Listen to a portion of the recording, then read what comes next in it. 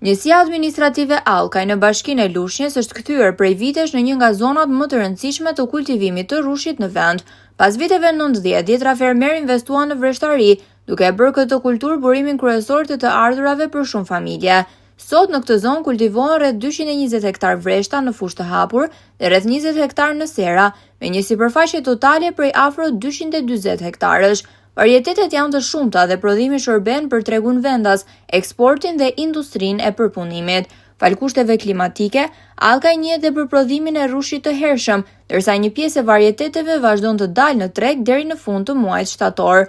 Megjithatë, fermerët shprehen jashtë kamerave të shqetësuar për tregtimin e prodhimit. Ata kërkojnë nga institucionet të mbrojnë prodhimin vendas gjatë sezonit të vjeljes, pasi sipas tyre, hyrja e rushit të importuar në të njëjtën periudhë ul çmimet dhe vështirëson shitjen e prodhimit vendas. Kultivuesit thonë se vreshtaria kërkon investime të konsiderueshme gjatë gjithë vitit, nga trajtimet kundër sëmundjeve edhe deri tek vjelja. Për këtë arsye ata kërkojnë politika mbështetëse që puna dhe investimi i tyre të mos përfundojnë me humbje.